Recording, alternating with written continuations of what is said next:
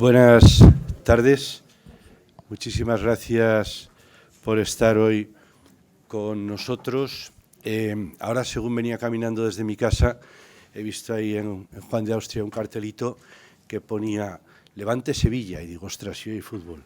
Y entonces me he acordado de una etapa en la que algunos de los que estáis aquí, que éramos miembros de la Comisión Ejecutiva, os acordáis también que Emilio Tortosa decía, nuestro primer presidente de Ednor, decía, bueno, haced un desplegable y vamos a ver los partidos de fútbol, los partidos de la Copa, los partidos...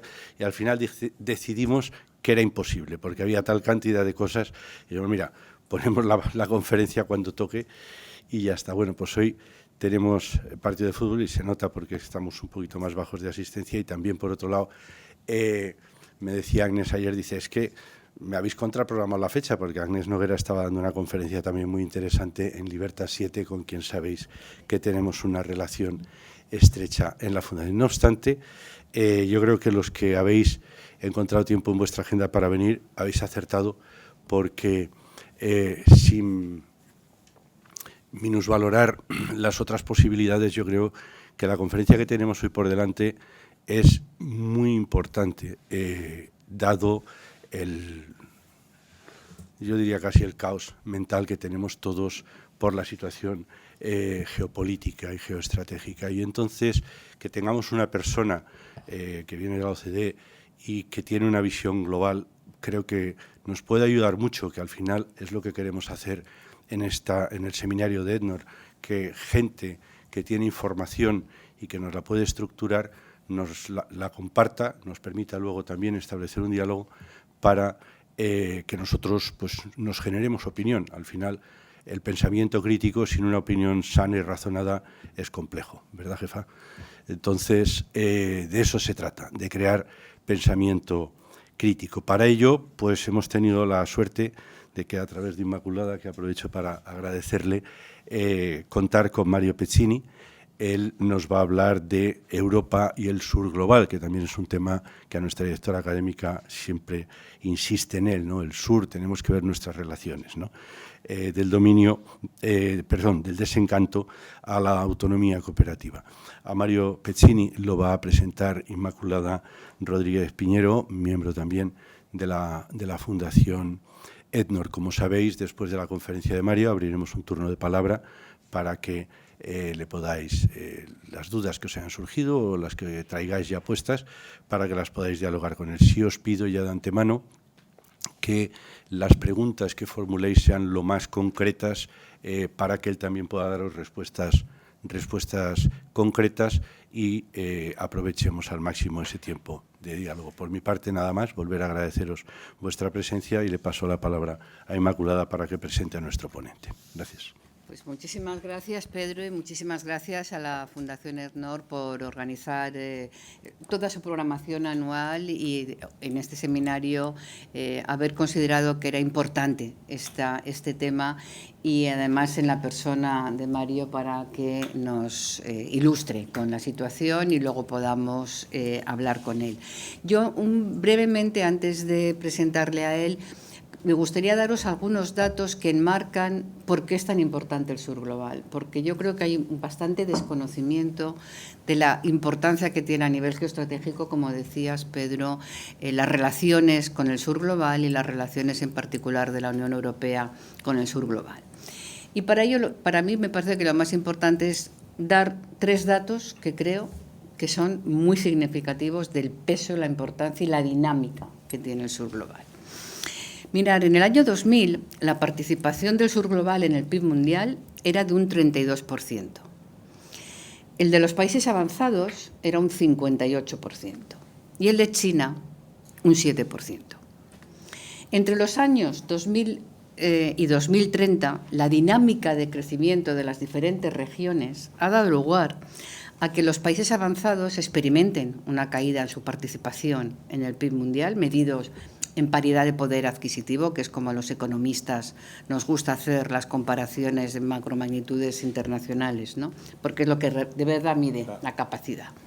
Pues bien, entre el 2000 y el 2030, como os decía, los países avanzados ha caído su participación del PIB global en el PPA en un 22%. En ese periodo de tiempo, en China, experimenta un crecimiento del 14%. Y el sur global, un crecimiento del 8%. Y el último dato significativo. Esto se estima que en 2030 los países incluidos en el sur global representen el 40% del PIB mundial. El doble que China, el triple que la Unión Europea y un poco menos del triple que Estados Unidos.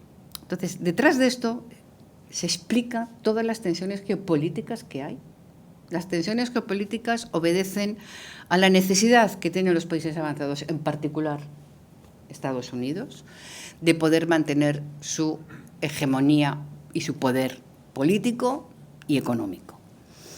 Y desde luego Europa también, porque tiene la necesidad de poder mantener un liderazgo que ha ido perdiendo y que necesita recuperar. Todo esto explica lo que está pasando en el mundo. Pero también me parece importante enmarcar por qué dentro del sur global es tan importante África.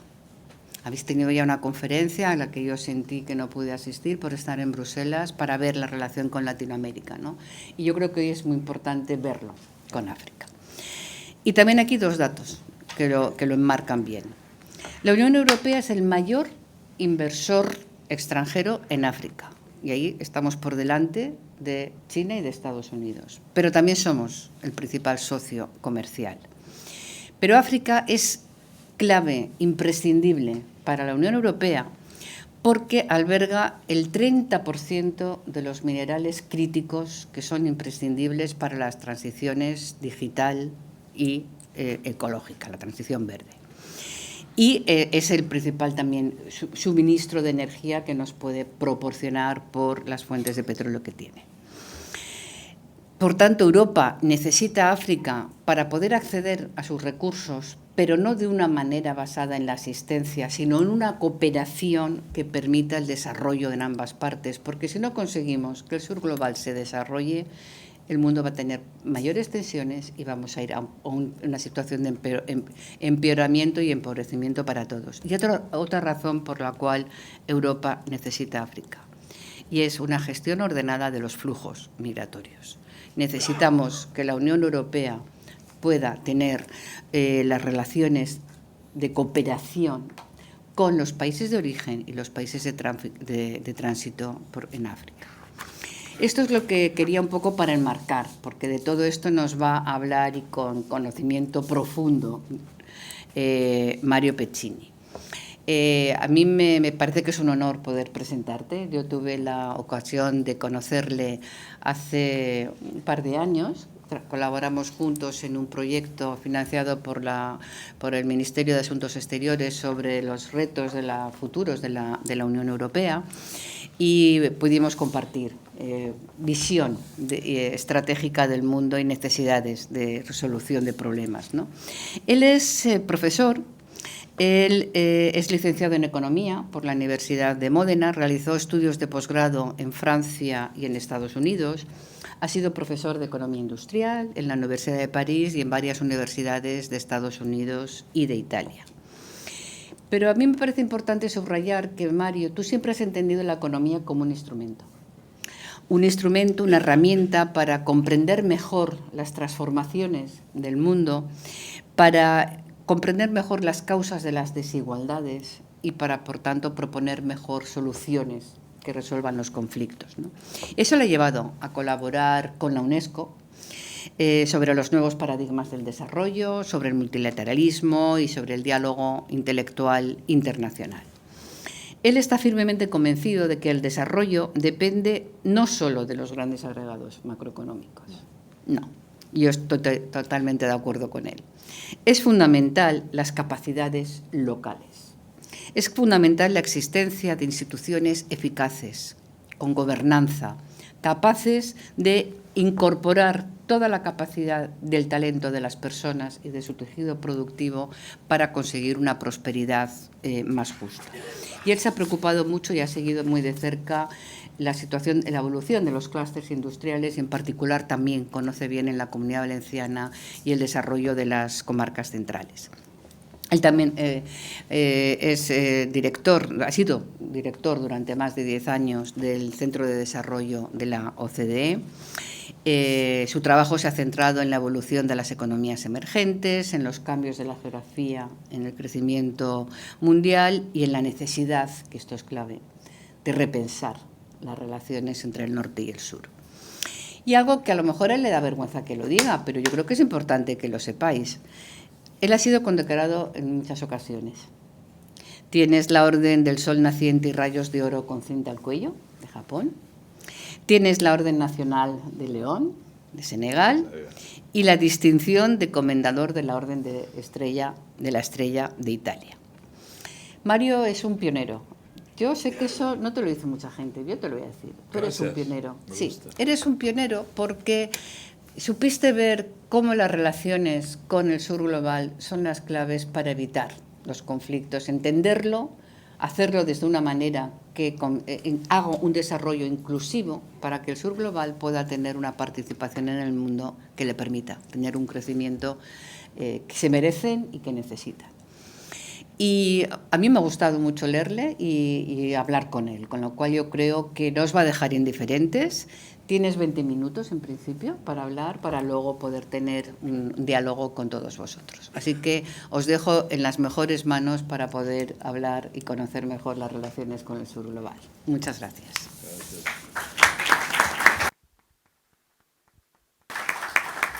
Gracias, Emma. Muchísimas buenas cosas. El día que voy a encontrar Mario Pezzini le voy a contar todo lo que tú dijiste sobre él.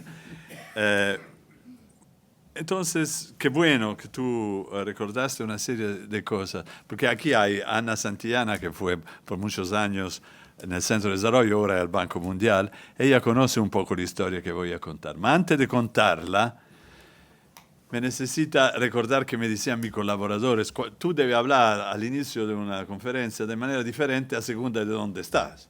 Si está en Estados Unidos, debe empezar con un chiste. Mas si está en Japón, debe empezar disculpándote. Ahora no estamos en Japón, pero yo me debo disculpar por mi chiste, porque es muy conocido, y Ana lo conoce muy bien porque lo repito siempre, todo el tiempo. Aclara algo, y viene de un economista, por lo cual ahora acabo de crear en la UNESCO una lecture con Acemoglu la primera vez, con Yayati Ghosh y con otros, que se llamaba Albert Hirschman. Él cuenta en un artículo muy importante sobre la economía del desarrollo, por explicar el obstáculo a la percepción del cambio de dos personas que se cruzan en un puente, el puente de Alcoy, decimos, y uno le dice al otro, Pablo, ¿qué pasa? Hace muchísimo tiempo que no nos vemos, pero ¿qué pasa? Tú eres chiquito, ahora es grande, tú eres rubio, ahora es moreno, ¿qué pasa? El otro le dice, no, disculpe, yo no me llamo Pablo, tanto cambiaste, también el nombre. Esta es la actitud que nosotros tenemos frente al cambio. Muchas veces no lo vemos. Y de esto intento hablar. Y por hablar de esto, conto frente a Ana de un día, de hace muchos años, en verdad, donde llega en mi despacho Johannes, un alemán, que me dice, Mario, dime, ¿cuántos países en los años 90 han tenido una tasa de crecimiento económico más del doble de los países de la OECD? Los países de la OECD son fundamentalmente los países ricos, ¿no? Y yo digo, no lo sé, dime tú. Bien, 13 países en los años 90 han hecho mejor que el doble de la OECD. En este país había países importantes, había ya China, Chile, Malasia, no sé, era un dato significativo. Pero él va siguiendo y me dice, no, dime ahora, entre 2000 y 2010, ¿cuántos países han tenido más del doble de la tasa de crecimiento de la OECD? Yo he dicho, 16, no, 83.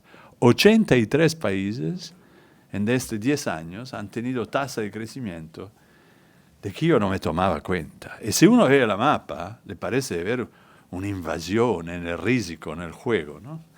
¿Qué pasó? Una cosa que nosotros habíamos llamado a la OECD shifting wealth, ¿no? Un cambio de la riqueza en el mundo. Y ha portado a la cosa que tan claramente Inma nos ha contado ahora. Es decir, el mundo ha cambiado de manera mayor. Por los obstáculos a la percepción del cambio, todavía muchos no lo han visto y van siguiendo a no verlo. Muchos de mis colegas, directores de la OECD, algunos han devenido ministros de Hacienda, no en España, en mi país, por ejemplo, me dijeron, no, ma esto es un dato pasajero, soy 2 o 3 años aquí, es porque el precio de la materia prima ha aumentado, ahora las cosas van a regresar. E bien no, estábamos enfrente, estamos hoy, en un cambio estructural. Un mutamento estructural económico que entonces Inma nos ha ayudado a percibir, pero no es solo económico. Hay otros mutamientos estructurales que se ven en geopolítica. Lo vemos todos, hay un retorno del colonialismo, que puede ser de 2 tipos, o transactivo o tradicional, pero al final convergen nell'idea que lo spazio de un país es un spazio de conquista, en verdad.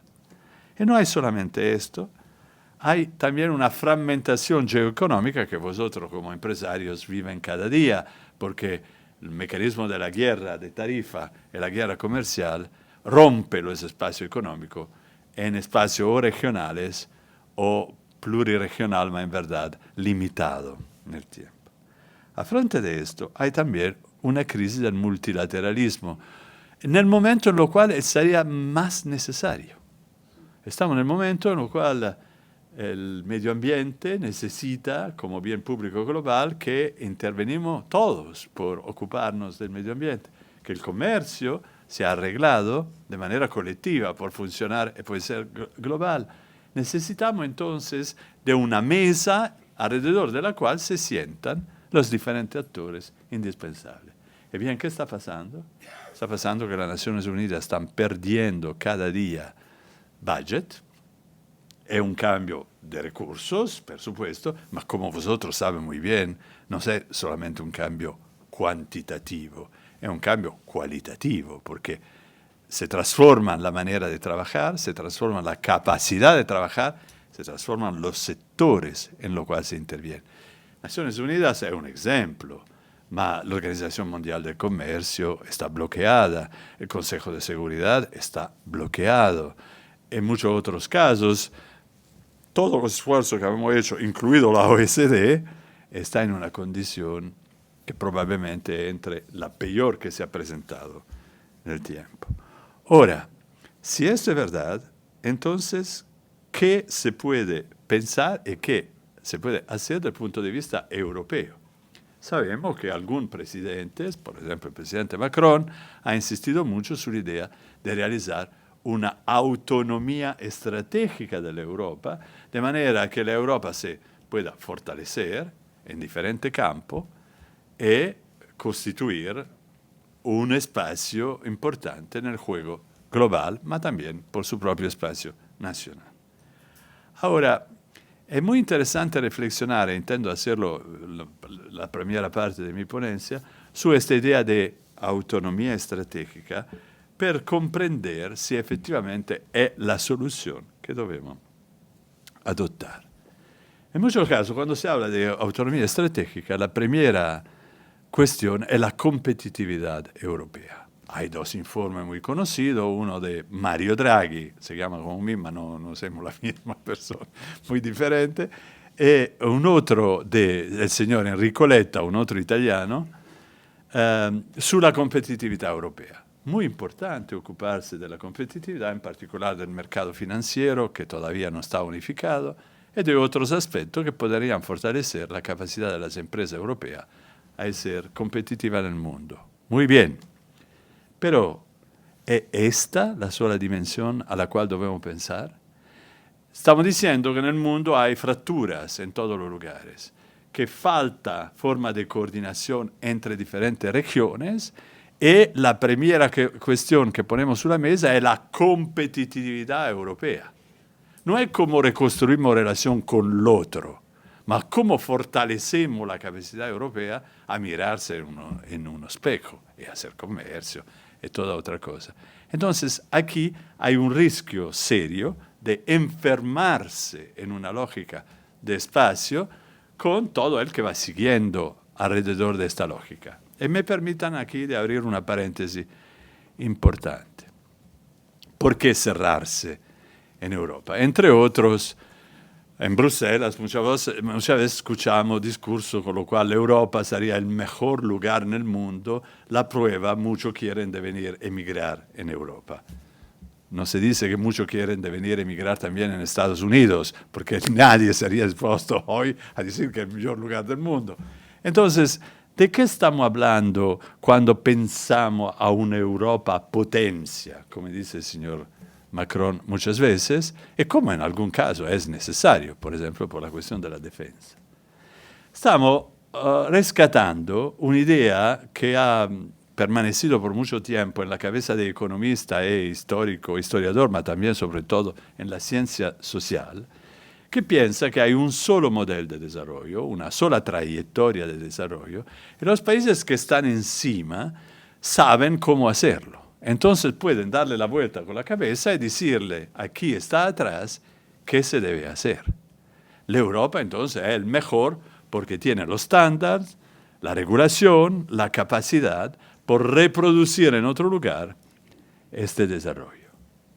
Como tal, ¿por qué ir a escuchar en detalle qué dice el sur? El sur está en verdad compuesto de países en lo cual élite mala, de forma tradicional, con forma tribal de organización, donde el que cuenta es la autoridad y no la racionalidad, se deben despertar, abandonar su pasado y copiar lo best practice de quien ya la ha hecho.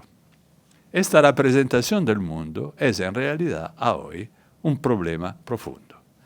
Ante de todo porque no es verdadera. Pensamos al Washington Consensus, que es una forma por traducir esta manera de pensar. ¿Qué ha hecho el Washington Consensus? Ha pretendido que nosotros teníamos los estándares que los países del sur debían seguir con condicionalidad que eran impuestas por el Fondo Monetario Internacional o el Banco Mundial. Ahora, algunos países lo han hecho, han seguido esta práctica, diciendo, si lo hacemos, también nosotros vamos a devenir ricos. Los nombres hoy: Tunisia, antes de la crisis de la primavera árabe, era el mejor allievo del Fondo Monetario Internacional, 5% de crecimiento por 10 años. Y sin esperarlo, llega un día la primavera árabe. Jamaica era un país que se pensaba que con el intervento del Fondo Monetario Internacional iba a recuperarse. Todavía Jamaica en situación muy complicada.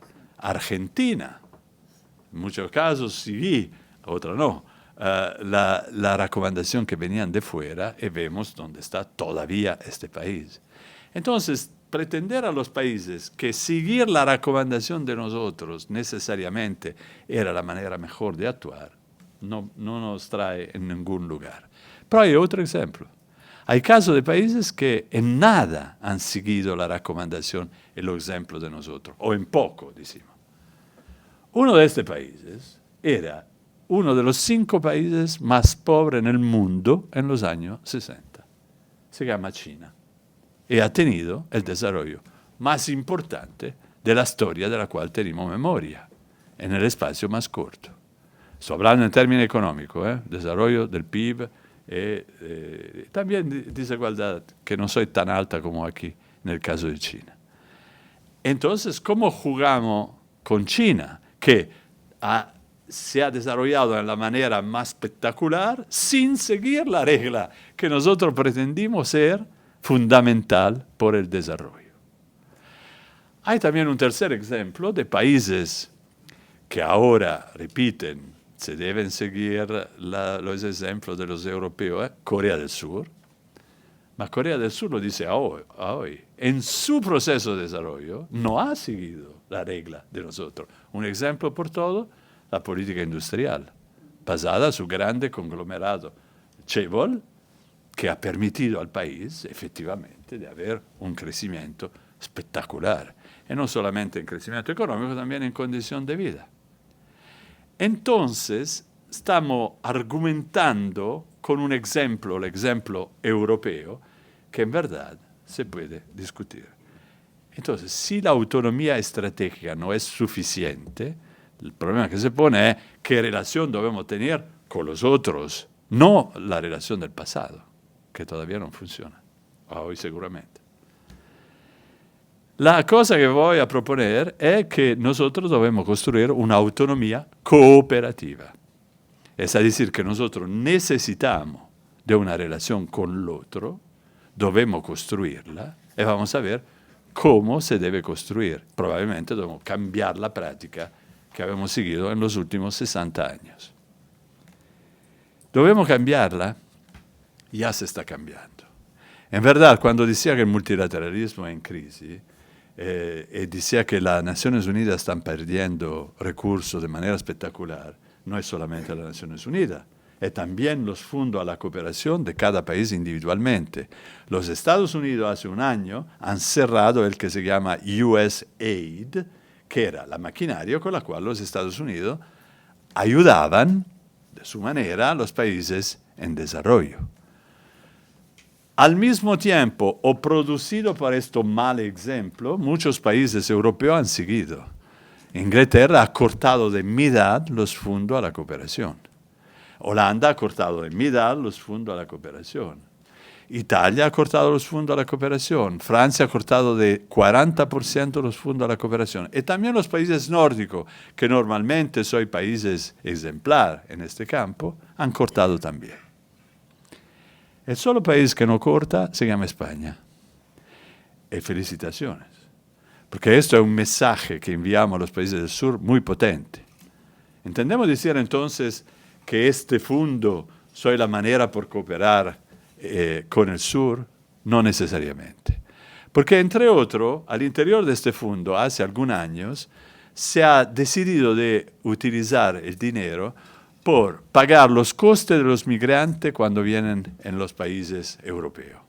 Entonces, figuramos como ayuda al Marruecos, en realidad los costes que el migrante marroquí nos produce en España, o en Italia, o en Inglaterra. En segundo lugar, muchos de este fondo se han ido a Ucrania. Se explica, por supuesto, no es que estoy criticando, pero estoy diciendo que la capacidad de relación con los países del sur ha bajado de manera espectacular. Entonces, ¿qué hacer? La primera cosa, yo pienso, y vengo a mi segundo punto, si el mundo ha cambiado, si la relación con el resto del mundo se debe repensar, ¿en qué dirección debemos ir? La primera cosa a hacer es escuchar. En diferentes ocasiones, los países del sur han empezado a manifestarse de manera más o menos fuerte. Antes de todo, una grande sorpresa se ha producido hace 3 años, a la ocasión de la cumbre Unión Africana, Unión Europea. Cumbre que se tenía todos los 5 años con la COVID, se suspendió por un rato. Esta cumbre se ha tenido en Bruselas, en el momento en el cual el presidente de la Unión Europea era el señor Macron, porque era la Francia que tenía la presidencia, el presidente de la Unión Africana era el señor Macky Sall, presidente de Senegal. Al final de una cumbre que pasó relativamente bien, la jugaron bien con grupo de trabajo, al final fue mucho mejor de la precedente Abidjan, 4 años antes, los europeos llegan con una idea de generosidad de su punto de vista y dice, marcamos en la declaración final nueva alianza África-Unión Europea. Y los africanos dicen, no, ¿cómo no? Estamos proponiendo alianza con África, entonces es extraordinario. No, si quiere podemos escribir nuevo partenariado, pero a condición que sea inclusivo. Tú no me dices quién debe estar y quién no como en Latinoamérica, Cuba o otra cosa, no. Aquí lo decidimos nosotros que está de África. En segundo lugar, que sea non exclusivo. Es decir, vosotros no vienen a decir, pero África no puede cooperar con China. No. Nosotros somos autónomos y decidimos de la parte de nosotros. Grande sorpresa en Bruselas. Pero no fue la sola. Una semana después, el señor Putin decide de la invasión de la Ucrania. Y una serie de países, liderados sobre todo por Estados Unidos, deciden de hacer una declaración a las Naciones Unidas por condenar la invasión. Y tiene mucho sentido. Y todo el mundo se espera que los países del sur van a firmar, a votar esta declaración. En particular, se note que los países africanos tienen países que fueron construidos a la mesa para los países del norte. En la ocasión de la conferencia de Berlín, hace muchas décadas, pero también después, con el proceso de decolonización, decidieron de no modificar el perímetro que había construido la Francia.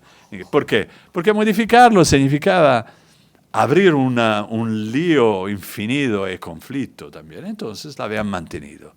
Ahora hay un país, la Rusia, que invade un otro, la Ucrania, y se hace una declaración por condenarlo. ¿Esto qué hacen? Muchos de los países del sur no votan la declaración. Se habla siempre de Corea del Norte. No, en verdad, muchos países del sur no votaron la declaración. No votaron contra, pero no votaron.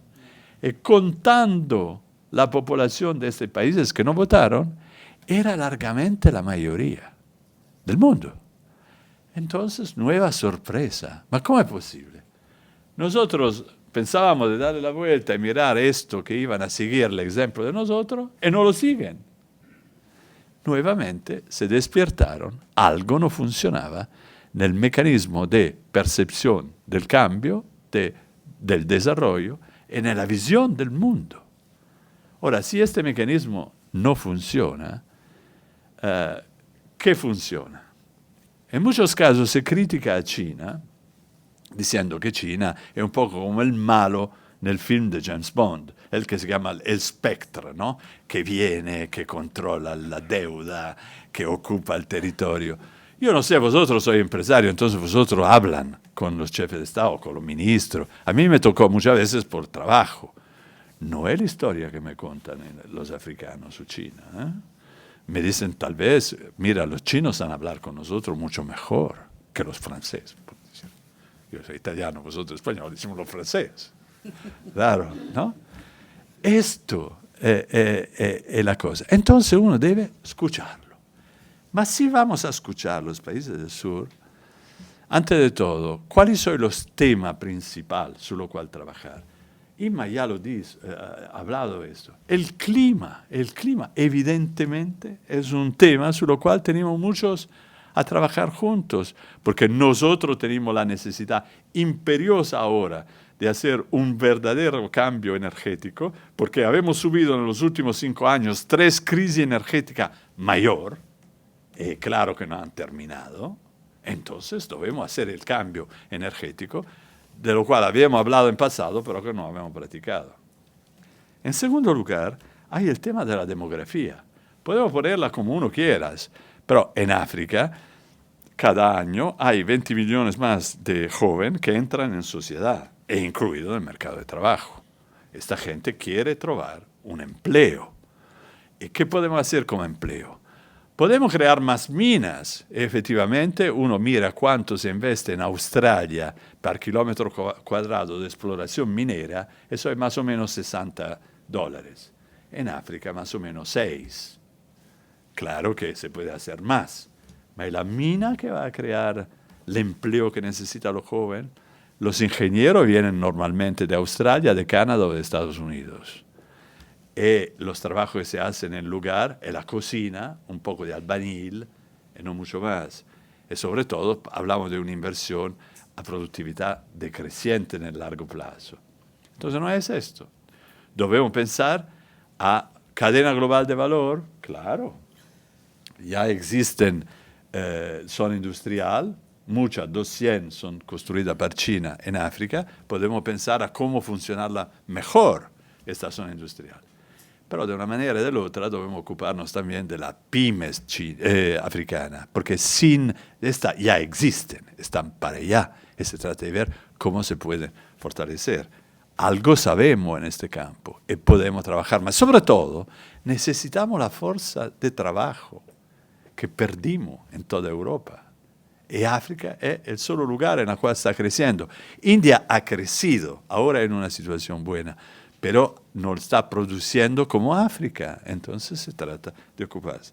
Y al final, yo creo que se trata también de hacer una cosa que la comunidad valenciana ha hecho muy bien. Me refiero al proceso de urbanización. Me explico.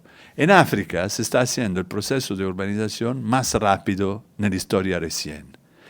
En África, en la mitad del tiempo, se está urbanizando como Europa la ha hecho en el pasado. Pero aquí, nuevamente, ¿qué va a producirse? O una concentración africana en lo monstruo que ya conocimos, como Ciudad de México, que tenía 3,5 millones de habitantes al final de los años 60 y ahora 25 millones. Si usted han ido a Ciudad de México, se han tomado cuenta que esta no es un lugar donde sea una productividad elevada, sea una congestión insoportable. Por ir al trabajo se necesitan 3 horas, por regresar también 3 horas. Y la productividad de estas 3 horas, ¿dónde la contamos? Entonces, si vamos en este camino, vamos a tener Lagos, Lomé, siguiendo en África, con la misma característica, que no es aumentación de productividad.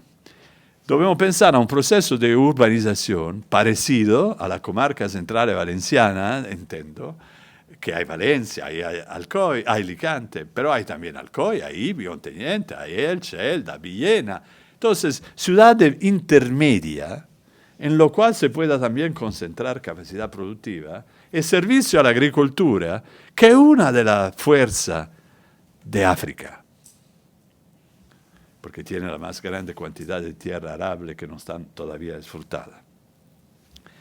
Este tipo de discurso que los africanos hacen sobre este tema, son temas en los cuales se puede trabajar junto.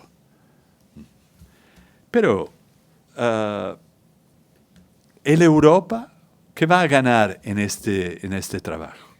La Europa está repitiendo en muchos casos de la necesidad de hacer un friendshoring.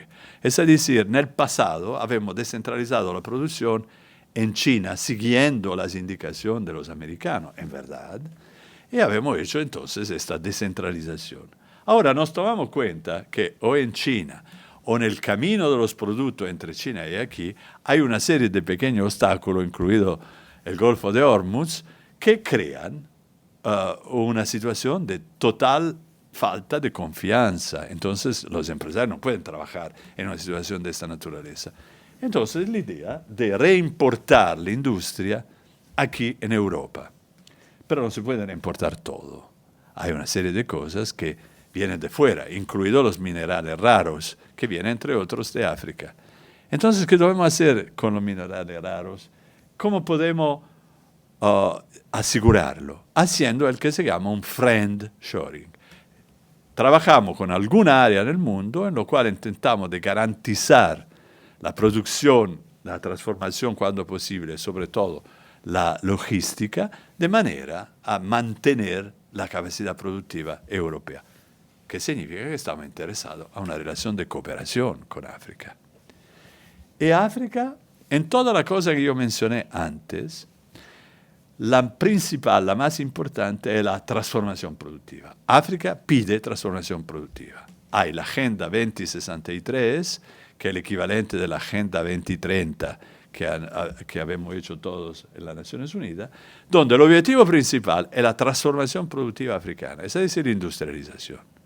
Si no, los jóvenes que se producen cada año van a producir una explosión en África y fuera de África. Ahora, África hoy produce commodities, ¿no? Material de raw material. Cuando tú haces commodities, y vosotros me lo enseñan a mí, uno puede vender a quien quieras. Tampoco vede la cara de quien te compra el producto, porque es un producto standardizado. Hay un problema en un mercado, el día de mañana lo cambia. ¿Dónde está el problema? El producto es siempre el mismo. Pero cuando tú empiezas a hacer la industrialización, tú te debes especializar en algún producto o fase del proceso productivo. Y cuando tú te especializas en una fase, te necesitas tener relación muy estrecha con quien produce a monte y a valle. Este tipo de relación se hace discutiendo, hablando, definiendo acuerdos, construyendo reglas y convenciones de cooperación. Entonces, en un caso como en el otro, tenemos interés a sentarnos seriamente. Vi hablo de África porque vi que en la conferencia espectacular de esta fundación ya han tratado en algunos otros casos Latinoamérica, entonces insisto un poco sobre África, pero podemos hacer discurso parecido por Latinoamérica, y Asia del Sureste, entre otros. Ahora, ¿qué tenemos ahora como instrumento por poder practicar estos dos objetivos, ¿no?, que mencionaba aquí? En Europa se han hecho cambios en el tiempo, en la política de cooperación, antes de empezar a cortarla, pensando que en verdad se trataba de reducir la burocracia y hacer una política mayor, y no 25. En segundo lugar, de concentrarse su inversiones, en particular, crear garantía por la inversión. Como sabemos, África no está clasificada muy alta en la escala de ranking. En parte es una vergüenza, porque hay una distorsión en los indicadores que no facilita y no favorece a África. Vi do un ejemplo por todo. Cuando hemos tenido la COVID, que ha afectado muy duramente a Europa, la agencia de ranking ha bajado el ranking de África muy seriamente, no el ranking de Europa, y África no lo tenía el COVID, no como nosotros, decimos. Bueno, entonces África está pagando desde este punto de vista. La idea de la Unión Europea de decir, utilizamos este fondo, estamos hablando de 100.000 millones, 100.000 millones utilizámoslos por crear garantía a la inversión europea en África. Efectivamente, mirando a la co-funding que viene del sector privado, este fondo que se llama Global Gateway llega a 300.000 millones. Perfecto, entonces tenemos una capacidad de fuego. ¿Cómo la estamos utilizando? Antes de todo, muy mal, porque presentamos la iniciativa como un anti-One Belt, One Road de China.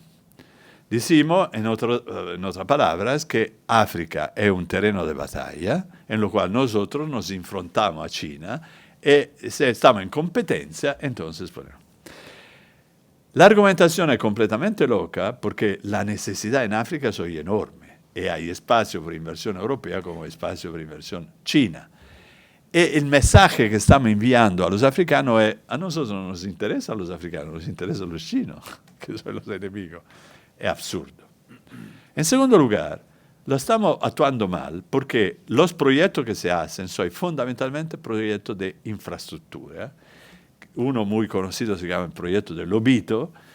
Significa crear infraestructura que permitan deportar el mineral de la mina que se extrae en el centro de África en Angola, por portarlo a los puertos y después, con la logística, servir quien lo compra.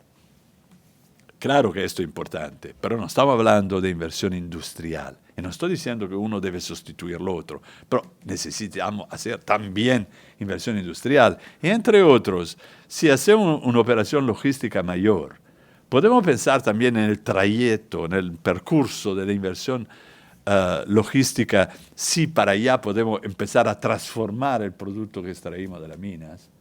Bueno, esta cosa no se hace. Los proyectos se deciden fundamentalmente en Bruselas. Entonces, todo esto no cambia.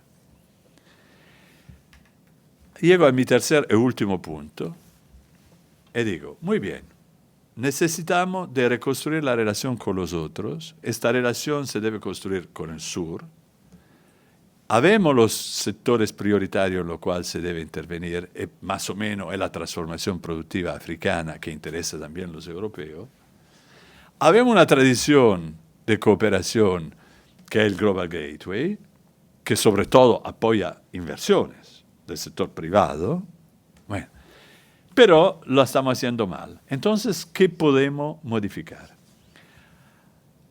Yo pienso que hay una serie de cosas, de actos que se pueden hacer muy fácilmente. Antes de todo, se debe manifestar la intención de modificar, de reconocer la existencia del otro y modificar la política que tenemos frente a África. En segundo lugar, se debe escuchar a él que África está diciendo hace un tiempo, modificar los el peso que tiene en el sistema internacional con un apoyo también europeo. No sé si vosotros se recuerdan, más hace un año India era la presidenta del G20 e ha apoyato la domanda dell'Unione Africana di essere un membro o di essere un invitato permanente al G20 come l'Unione Europea. E lo tuvo. Ahora nosotros debemos jugar la partida de nosotros, que proponemos en la misma dirección. Porque el desequilibrio del sur en el momento de decisión multilateral es espectacular. La cuestión de las ayudas que mencionaba antes, ¿no? Esta se trata todavía al interior de la OSD para un comité que se llama Development Assistance Committee, donde se sientan los países que deben decidir qué se hace con las ayudas. ¿Quién se sienta en este comité? Tampoco todos los países de la OSD. Hay México, Colombia, Costa Rica, Chile, Turquía, que soy miembro de la OSD, pero no se sientan en este comité, porque se sientan solamente los países donadores, es decir, los antiguos colonizadores. Es un poco como si nosotros hacemos un comité su género, pero no invitamos a las mujeres. Hacemos un comité sul desarrollo, pero no invitamos a los países del sur. Y si lo invitamos, son a la tercera fila y hablan solamente si hay tiempo, después que han hablado todo el resto. ¿Ah? En el Fondo Monetario Internacional, China tiene un poder de decisión más o menos comparable a el de Marruecos. Es posible, evidente que debemos apoyar a estos países porque se cambie la representancia y que tengan voz como otros en los organismos multilaterales. Esto es mi segundo punto. Poi hay una tercera cosa que se debe hacer en mi sentido. Se debe dar una demostración práctica inmediata que habemos entendido que necesita un cambio en la práctica, en el pensar la cooperación, que nuestra autonomía cooperativa es real. Una cosa que abbiamo proposto con IMA, con muchos otros, es el famoso Global Gateway. Debe estar manejado, debe tener una plataforma que gobierna los estándares, la regla y la evaluación, en la cual plataforma se sientan los países europeos y algún país del sur, con la misma voz. Esto se puede hacer sin gasto. Es una decisión inmediata que se puede tomar. La señora van der Leyen, el 7 de octubre del año pasado, ha efectivamente organizado una grande conferencia sul Global Gateway y ha propuesto un Global Hub. Si vosotros quieren hacer un proyecto, deben ir a este Global Hub. ¿Y quién está en el Global Hub? Los países europeos, algunas grandes empresas europeas, la NGO europea, y se dice con un poco tímido, ¿no? Y quizás si países del sur no lo invitamos, una cosa así. Esto es exactamente el error que se debe evitar. Si no, el que estamos, también que yo no coincido, pero que muchos están diciendo que China es el país que va a ser hegemónico, y por supuesto Trump la está ayudando mucho a obtener este objetivo, seguramente va a ser el caso, porque Europa va a perder su voz. Bueno, que disculpe, dos cosas. Fui muy esquemático. En segundo lugar, mi español es un desastre. Pero el inglés, el francés es como el español, el italiano es el peor. Entonces no hay alternativa. Gracias.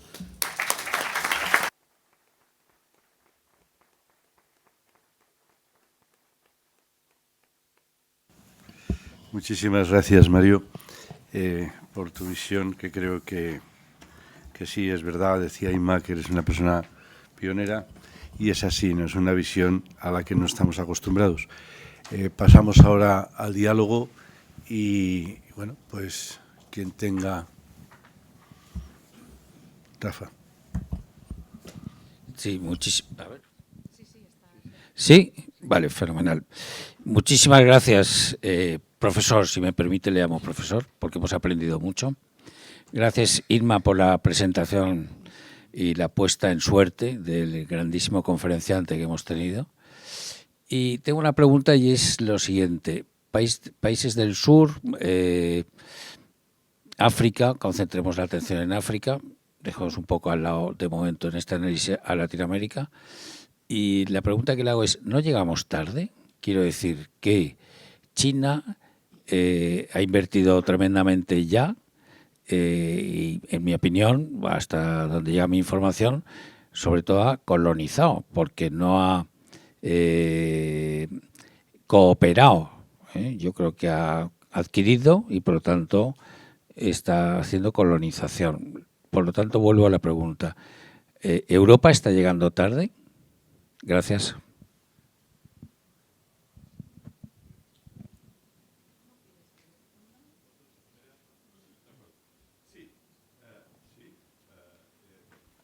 Disculpe. Sì, è possibile che llegamos tarde, sì, sì, è verdad. Cina non ha cooperato. Nel 2015 io porté China nel centro de desarrollo de la OSD, una cosa que después me costó golpe de todos lados, encima, abajo de la cintura y todo. Cuando llegó este señor amarillo, ¿no? En el gobierno de Estados Unidos. Ahora, la cuestión es, China, ¿cómo podía cooperar China con nosotros? Hablamos de esta cuestión de las ayudas a África. Si tú querías cooperar en esta fase, antes, en el pasado, te tocaba ir al comité que te mencioné antes, en lo cual China no podía entrar. Porque ¿quién decidía? Era Inglaterra, Estados Unidos, ma no, los países del sur. Que es un poco el que pasó inicialmente también con la Organización Mundial del Comercio. Es decir, este día que China no ha cooperado, yo pienso que sí, en parte verdadera, pero uno debe estar cuidado, porque si uno le dice, tú estás fuera de la mesa, y después te acusa por no cooperar, es un poco raro como cosa, ¿no? Ahora, el corazón de la pregunta es un otro. ¿Llegamos tarde? En parte sí, pero yo no pienso totalmente. ¿Por qué? Porque la cantidad de necesidades en mucha área del sur es enorme. Y la idea que estamos en un juego a suma cero, donde si hay uno no hay el otro, no se aplica. En verdad, estamos en una situación en la cual mucho se puede hacer conjunto. En el campo de la cooperación, esta cosa tiene también un nombre, que es la cooperación triangular, que la inventaron fueron los japoneses. Y atrás había una idea muy sencilla. Imagínate que debemos ayudar al Senegal a hacer una infraestructura de educación. Le damos el dinero como japonés a Senegal, pero al mismo tiempo pedimos a Uruguay de venir con nosotros en Senegal, porque Uruguay ha enfrentado problemas en parte comparables, entonces vale la pena aportarlo. Una cosa tan chiquita es revolucionaria, porque está diciendo que el saber sobre la política pública y sobre las cosas que se deben hacer no es solamente en quién es más rico o en quién es más desarrollado o quién lo ha hecho antes. Hay un saber que es distribuido y se debe construir esta capacidad. Pienso que con China se pueden hacer también formas de cooperación triangular. Y me recuerdo que cuando se creó la One Belt, One Road, fui invitado en 2 o 3 ocasiones, una de las cuales aquí en Madrid, en España, se tenía, y propuse efectivamente de hacer forma de este tipo de diálogo de política al interior de la One Belt, One Road. En este momento mi sugerencia no fue tomada y China decidió de ir en una dirección que siento, porque al final la limitó a algunos países un poco autoritarios, que eran lo único que en este caso podían recuperar. No sé, en este momento era Croacia, Serbia y países de este tipo, que entre tiempo han cambiado. Pero mi respuesta al final es, yo pienso que hay todavía posibilidad. ¿Otra pregunta?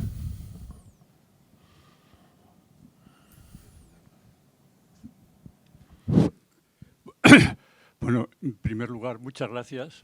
Sigue siendo tan brillante como... Ponte el teléfono cerca, Ignacio. Sí. No Ahora, ¿se oye ahora bien? Perfecto. Bueno, empiezo. En primer lugar, muchas gracias porque sigue siendo tan brillante como siempre, a pesar de la edad, no pierde, diríamos, sus cualidades. Yo quería...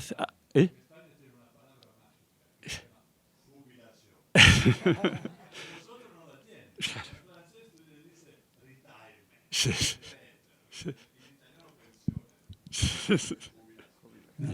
Bien, yo quería centrarme en las relaciones de colaboración que pueden existir.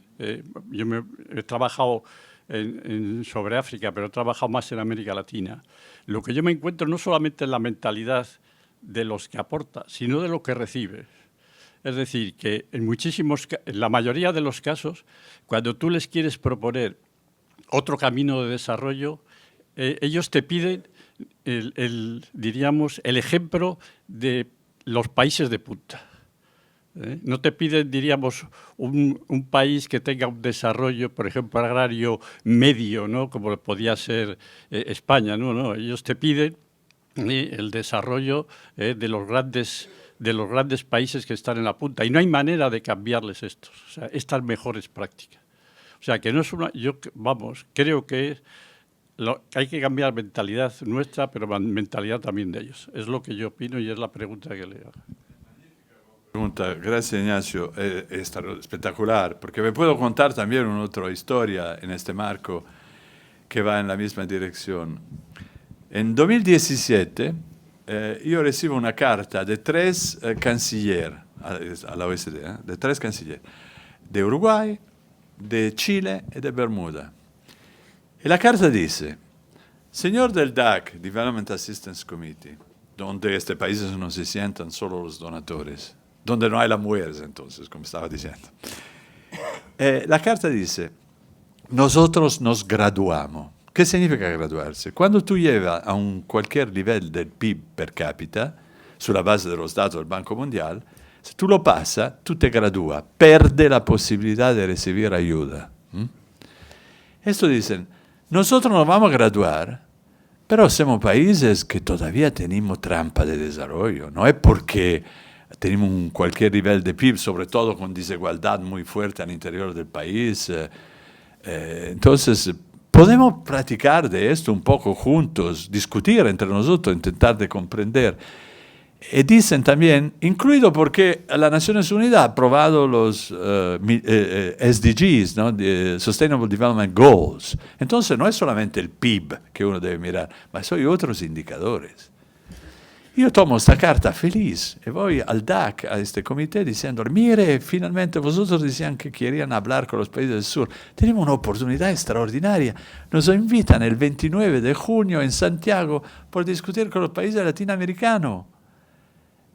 Y me reaccionan, no. Yo no entiendo por qué. Voy a Santiago. Y había España que venía, Portugal y la Unión Europea, punto. El resto estaban todos los latinoamericanos. Los otros países europeos enviaron algunos de la embajada y todo.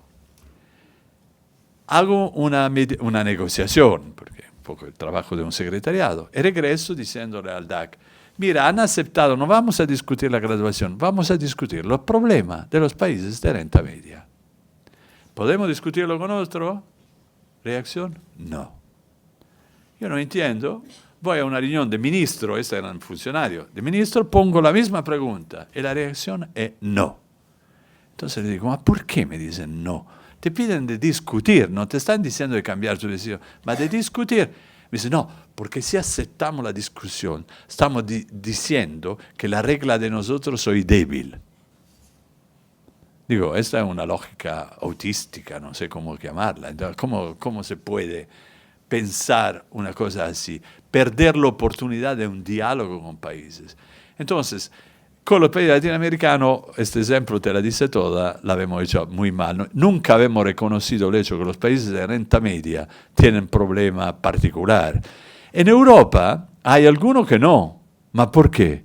Porque tenemos una cosa que se llama la política de cohesión europea, que a países como España llegó a darle también 4% del PIB, que no es poca cosa. Este países, Uruguay o Chile, no la tienen, esta política. Entonces, tenía mucho sentido. Pero vengo a la cuestión. Sí, yo pienso que tú tienes razón. La cultura de Harvard en América Latina ha creado esta cosa que hay un mejor, que hay la best practice, que uno debe trabajar en esta dirección. Y yo sé que Daniel, que ahora va a ocuparse de otra cosa, no tiene la misma lógica, afortunadamente. Pero que me permitan de de citar un profesor de Harvard que una vez ha dicho una cosa muy correcta. Ha dicho, nosotros en el desarrollo muchas veces aplicamos una palabra horrorosa, isomorphic mimicry. ¿Qué está diciendo? Está diciendo que en naturaleza hay dos serpientes que se parecen, han la misma característica. Uno es muy venenoso, uno muere, si te significa. El otro para nada, pero tiene el mismo color, de manera que la gente toma miedo cuando lo ve y se escapa, ¿no? Ha imitado la forma de su cuerpo de manera que se escapa.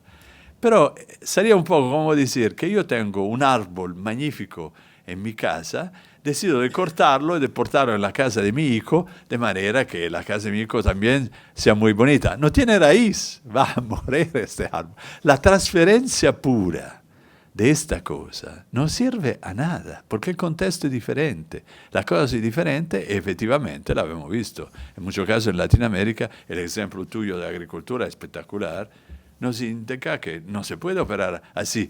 Hablamos nuevamente de África. En Togo, en la zona que está inmediatamente después el mar, no se puede hacer agricultura de cereales tradicional. Se debe hacer planta oficinal o otras cosas.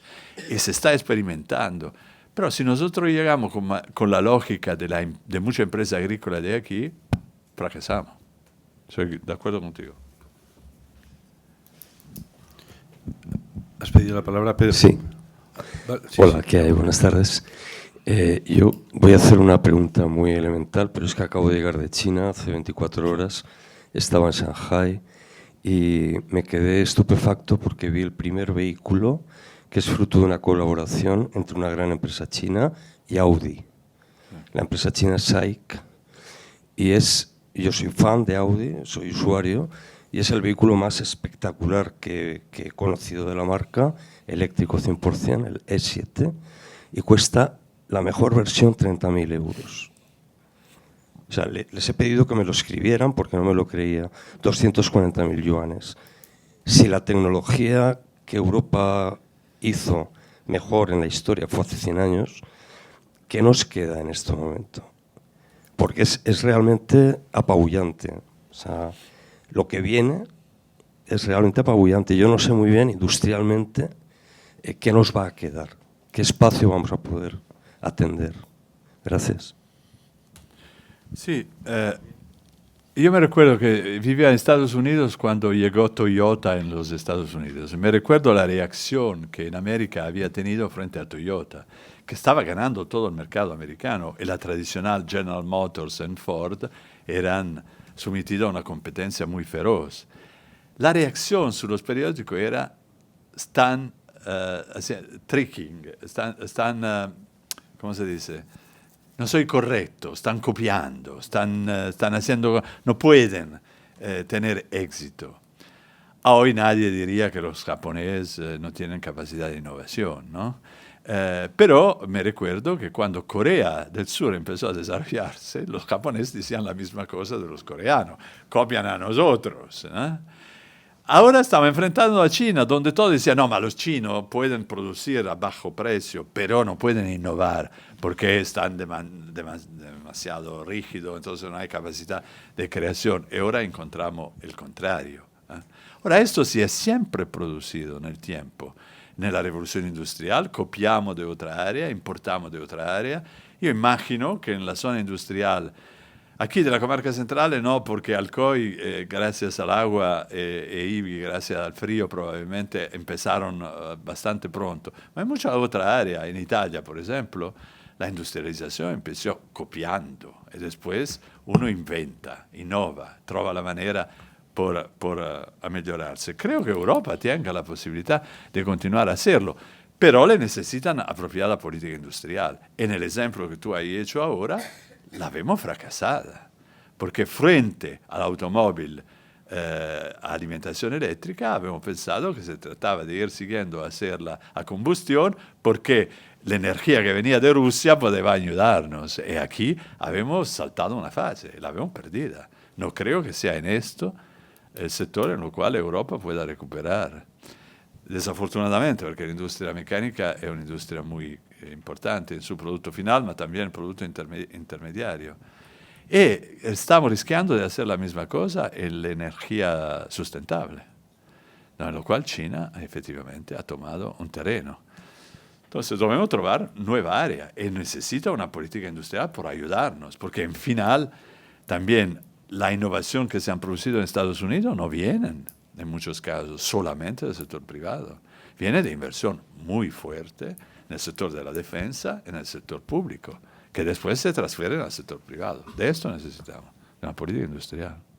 No sé si esta respuesta te tranquiliza sul Audi que ahora tú vayas a perder, pero me interesa el nombre de este coche porque acabo de comprar una eléctrica coreana, entonces me equivoqué.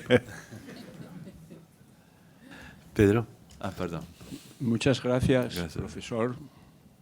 Me ha encantado su charla y echo de menos el que recordar cuando el Pacto Mundial se consiguió implicar a los empresarios. Sí. Y aquí casi estamos hablando solo de países, ¿no? Y resulta que precisamente en la Comunidad Valenciana, por ejemplo, cuando hemos tenido esta riada que ha causado tantos problemas, gracias a la implicación de los empresarios se ha podido superar mucho mejor la tragedia, ¿no? Y el drama, etc. Y como en el mundo los flujos de dinero más importantes los congregan esas superempresas, Google, no sé qué, no sé cuántos, ¿no sería muy conveniente conseguir la implicación de esas empresas que manejan tantísimos millones de dólares? Claro. Gracias. Sí, se trata de trovar una manera de redistribución de las grandes empresas que tienen profito, que soy irrazonable en muchos casos, ¿no? En una fase como esta. Pero yo siempre tengo esta pregunta que me viene. Yo viví muchos años, en Italia viví no muchos años, pero en Italia una ciudad donde viví muchos años era Bologna. Bologna y la Emilia-Romagna tienen una estructura productiva comparable a la estructura productiva de esta comunidad. Y me recuerdo que entonces yo venía en época de guerra púnica a visitar l'Impiva aquí porque me interesaba saber qué política se hacía en Valencia, ¿no? Por la Pymes. Ahora, la pregunta es bien, ¿cómo los empresarios de una comunidad como la valenciana, que tiene tan éxito y tan grande experiencia de estructura productiva, entonces de industria y logística, cómo pensar de utilizar estas capacidades, skills, conocimiento en área, por ejemplo, en África, porque estamos hablando de África, o en Latinoamérica? Claro que no es la misma cosa de decirle a Renault que debe hacer una inversión mayor en el norte del Marruecos por producir coche Renault, porque estamos hablando de empresario capaz, importante, competitivo, pero no del mismo tipo de Renault, de este tamaño y de esta capacidad de inversión. Afortunadamente, la Unión Europea tiene este fondo, que es el fondo por reducir el riesgo por inversiones privadas de gente que decida ir en África. Ahora, podemos pensar que este fondo puede servir también a empresarios como los empresarios de esta comunidad, que saben cómo se pueden combinar el trabajo de productores de juguete, uno que hace el producto final, pero los otros que hacen, ¿no? Que son proveedores y que cooperan entre otros. Es decir, que podrían movilizar esta enorme cantidad de pymes informales, principalmente, que existen en África. ¿Cómo podemos estudiar una cosa en la cual esta cosa se pueda transferir? Yo soy de acuerdo, se deben tasar las grandes empresas digitales americanas que lo están haciendo de manera predatoria en Europa, y con esta recuperación de dinero se pueden hacer políticas, incluido por la cooperación con los países del sur. Pero pensámoslo también anche el otro, cómo este tipo de economía pueda ayudar. Yo pienso que aquí hay saber muy fuerte, muy importante. Que disculpe, es estúpido el que diga una cosa así, porque vosotros lo saben, es evidente. ¿Cómo se podría construir? Se podría pensar que identificamos un área en Marruecos o en Senegal. En este área los empresarios de ELDA se coordinan con ellos, piensan a crear un centro tecnológico como existió, porque la primera impresora tridimensional que yo he visto en mi vida fue en ELDA, ¿no? Entonces, que puede tener un centro de esta naturaleza, pero también que puedan ayudar este área en Senegal con interés, no digo con altruismo puro, también con interés, a industrializarse en la producción de calzado, por mujer, no lo sé. Que disculpe, estoy haciendo fantasía, pero esta es la pregunta que tengo yo. Sí, Inmaculada, por favor. Bueno, si no, interven tú y ya...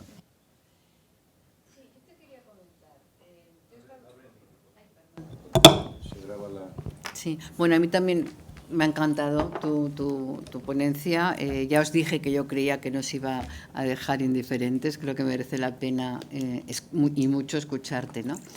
Pero yo, por la experiencia que he tenido desde el Parlamento Europeo en todas las delegaciones interparlamentarias con África, y conociendo cómo ha estado actuando los instrumentos de cooperación de la Unión Europea, yo creo que soy muy crítica también en la falta de visión de hacer proyectos que sean integrales para buscar estrategias de verdad de desarrollo.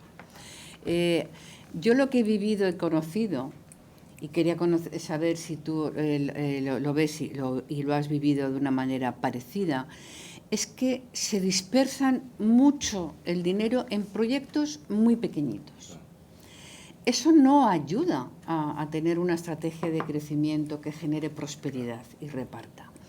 Y yo lo que he visto es que eso es como siempre se ha hecho. Entonces, hay una actitud que hay que romper, que es el hacer las cosas como siempre se han hecho. Estamos en un mundo en que eso ya no vale. Y vamos a un ritmo que el seguir haciendo las cosas como las veníamos haciendo no sirven para resolver los problemas a los que nos enfrentamos, ¿no? Entonces, yo me acuerdo, tuve este debate con Pepe Borrell y decía, pero tenéis que centralizar recursos y directamente escoger con los países los proyectos integrales que más ayudan. Porque tú comentabas, ¿cómo hacemos que por la pregunta que tú has hecho, ¿no? Que las pymes tengan una capacidad? Pero es que si no tienes una capacidad por parte del tejido de las personas y del talento y de las instituciones, es que el problema que tenemos en África es que tenemos que ayudarles a tener instituciones transparentes, donde no haya corrupción, porque la corrupción lo destruye todo. Entonces, creo que ahí me gustaría saber cómo lo ves tú en este aspecto. Permíteme utilizar la palabra de un pensador africano que es muy reconocido en África, sobre todo en este tema, que se llama Carlos López, que trabajó muchos años también en las Naciones Unidas, el gabinete del secretario general, y que enseña ahora en África del Sur. Él viene de Guinea. Y Carlos ha producido esta expresión que se llama el autoengaño compartido. Y dice que estamos en una lógica de autoengaño compartido, en lo cual la Europa cree que el África tenga algún bisogno, necesidades que la Europa define. Y del otro lado, los africanos fingono, ¿cómo se dice? Hacen finta.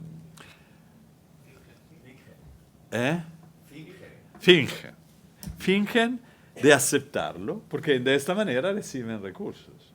De una manera o en la otra estamos en un campo absurdo donde dos juegan el absurdo. Y se debe salir de este marco. Y ¿quién te lo dice? Un africano, no es un europeo que te está contando una cosa.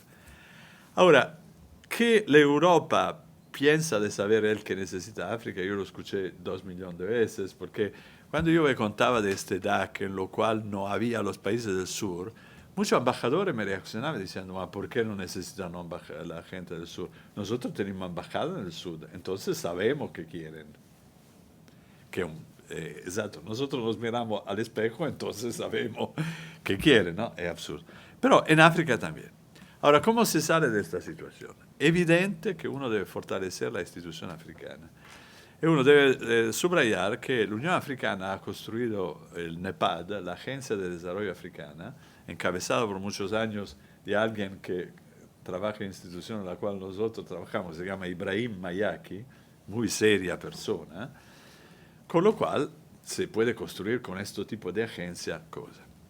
Hay un ejemplo de quién la ha hecho, sí, China. ¿Qué ha hecho China? China no ha empezado a construir aquí en todo lugar una pequeña pompa por el agua, ha creado zona industrial. Ha dicho, en esta área de zona industrial se hacen batería por coches. En esta otra zona industrial hacemos silla por coches. Está intentando de conectarla. Especializa en intervención. Ahora, regresando al ejemplo de que discutábamos antes, ¿es posible identificar en África alguna área en la cual ya se hace calzado? ¿Es posible pensar que hay este clúster, concentración? Claro que existen, hay. Podemos entonces decir, en lugar de darle un poquito de dinero a todas las pymes que hacen calzado a partir de Egipto y a finir en África del Sur, concentramos la intervención para allá. Hacemos un proyecto de área. Intervenimos de esta manera. Tal vez nosotros estamos bloqueados sul sector, pero vale la pena de utilizar como unidad de intervención la área geográfica. Puede ser muy útil. ¿Más preguntas? Vicente. Sí, muchas gracias, profesor, por su intervención, sus palabras y por la capacidad de comunicación que tiene. Ha formulado la cuestión de la autonomía cooperativa y me ha recordado inmediatamente la propuesta del presidente de Canadá en el ámbito político. Mi pregunta va en la línea de saber cómo casar todo con este señor rubio que tenemos. Gracias. Yo diría amarillo más que rubio. Bueno. Pero no por China. Sí. Mark Carney ha dicho muchísimas cosas en este corto intervención muy aclaradora. Entre otros, nos ha dicho que el sistema de multilateralismo que teníamos no era perfecto, pero que nadie osaba decir que Reis era nudo, pero ahora somos obligados. Entonces se trata de repensarlo. ¿Y por qué, en mi sentido, España es muy importante en este marco? Claro, uno puede decir por la tradición, con Latinoamérica, de acuerdo. Pero es muy importante también porque está diciendo, exactamente como ha dicho en Sevilla, se debe reconstruir el multilateralismo. Si pensamos de reconstruir toda la arquitectura sentándonos como en Bretton Woods, necesita una guerra antes por poder poner todo de acuerdo. Es un poco caro como precio para reconstruir el sistema. Entonces debemos intentar hacer experimento. Identificamos coaliciones de actores, público y privado, por supuesto, o privado solamente, y trabajamos en este proyecto. Intentamos. El que necesita es alguien que garantiza el monitoreo, evaluación y monitoreo.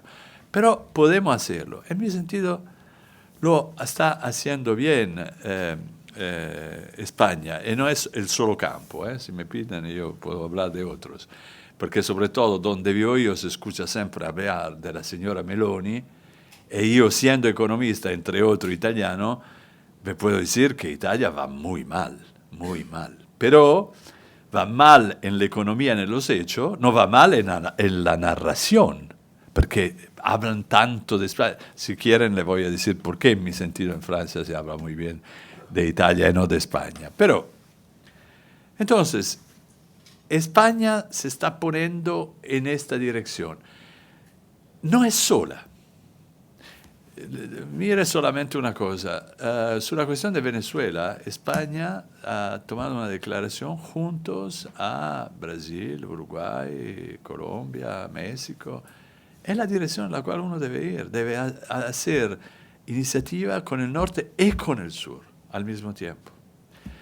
Progresivamente creando espacio por un nuevo multilateralismo.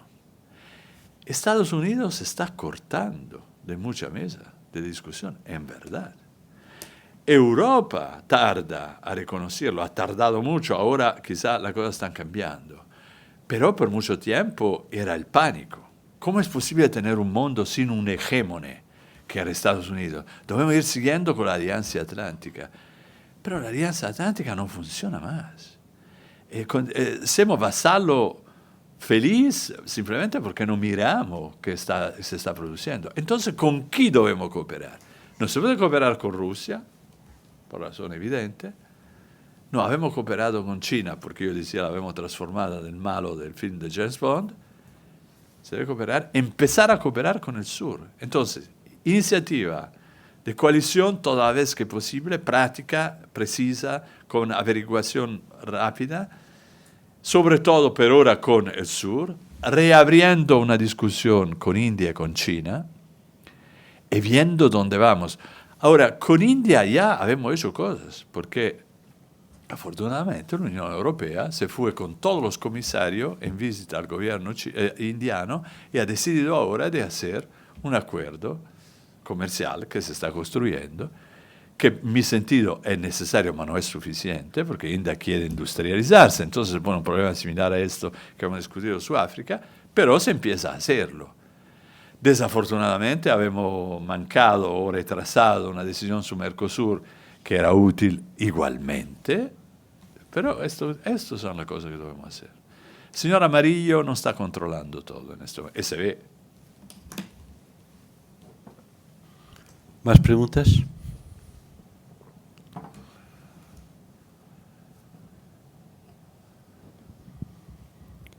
El señor Amarillo nos mata siempre. Al final empieza la televisión y uno ve el señor Amarillo y se deprime. Bueno, sí, por favor.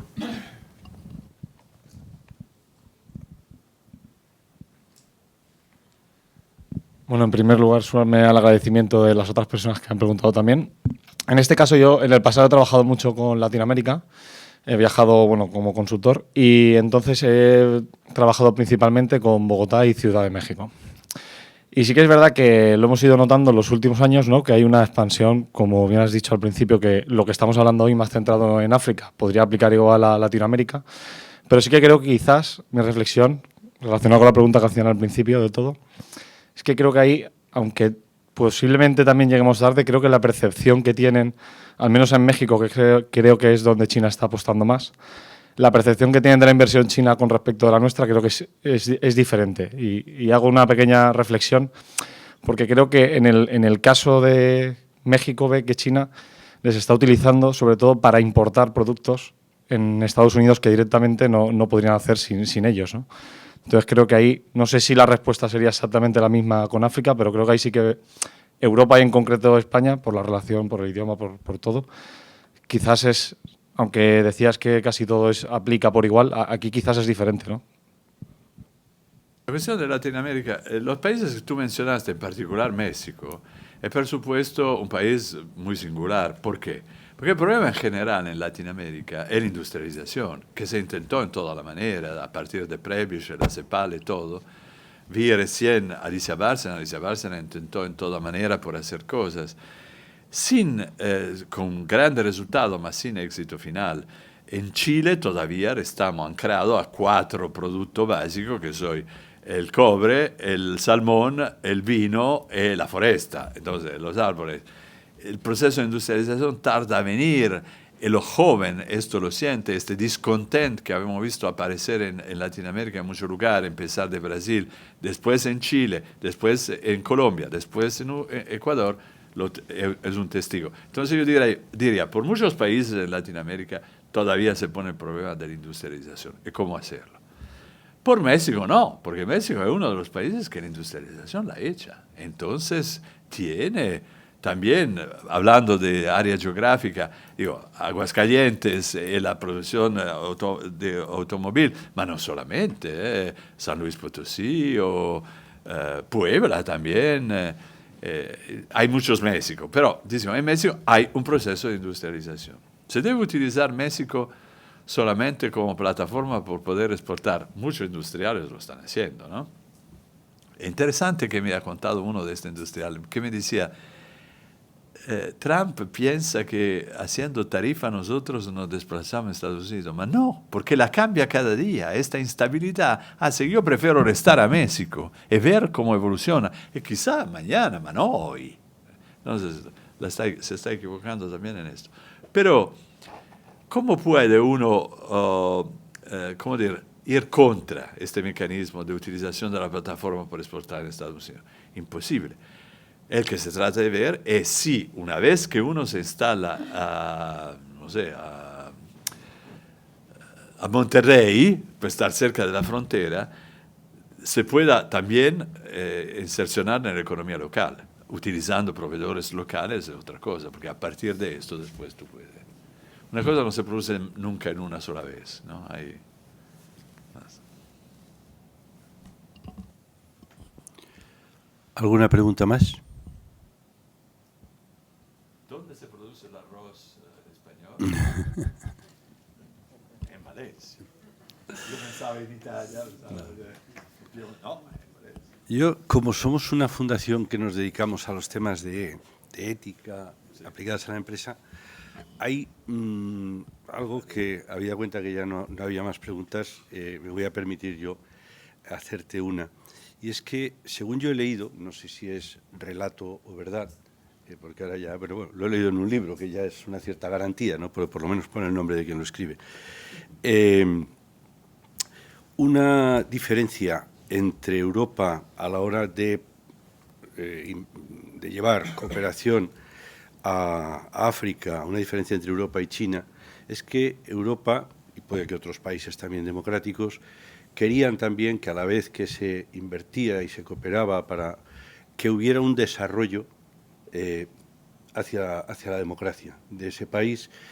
Entiendo que porque seguimos pensando los europeos que es el sistema de gobernanza de un país que más libertades da a sus ciudadanos y porque una democracia acaba generando un marco institucional que el empresario que va a invertir es algo que necesita, ¿no? Tú sabes que en toda la política que se ha hecho, desarrollo, clústeres que hablabas antes y tal, cuando vas a un sitio lo primero que te planteas es cuál es la seguridad que yo tengo en ese marco institucional, ¿no? Una manera de llevarla es decir, sí, yo te ayudo, pero no solo económicamente. Entonces, sin embargo, China, precisamente porque ellos no se plantean como prioridad, y de eso hemos hablado aquí en ETNOR largo y tendido, no se plantean como prioridad una democracia, sino que se plantean pues otras cosas para tener una población satisfecha, que no sabemos tampoco si los chinos lo están del todo. Entonces, como eso no lo lleva en el portafolio, pues lo que hace es apoyar económicamente sin pedir nada más, ¿no? Como persona que conoces bien todo esto, ¿hasta qué punto es verdad que cuando hemos querido colaborar hemos planteado también avances en este sentido? Y lo hayamos hecho o no, ¿entiendes tú que debería ser un requisito? Porque claro, si África no evoluciona hacia unas sociedades más abiertas, podemos estar de alguna manera generando o apoyando una riqueza que luego puede estar mal distribuida en términos de sociedad, porque al final la inversión y la generación de riqueza en un país, uno de los fines que tiene es que luego haya un buen sistema de fiscal para que se pueda hacer una distribución de servicios públicos. Entonces, ¿cómo ves tú todo esto? Esta es una pregunta de millones de millones, claro. Pero antes de todo, que me permite de celebrar, reconocer los puntos que en muchas ocasiones, si han escuchado bien los videos de la Fundación, Adela hace. Es decir, que es fundamental esta idea de la cooperación y de la interdependencia, simplemente porque nos habíamos construido mucha ideología contra esta idea, utilizando también de manera rara pensadores del pasado, incluido Adam Smith, que yo no creo que en verdad fue un teórico de la idea que existe el homo economicus que está empujado solamente por la racionalidad y interés privado y que en esta manera garantice la baguette cada mañana a su gente.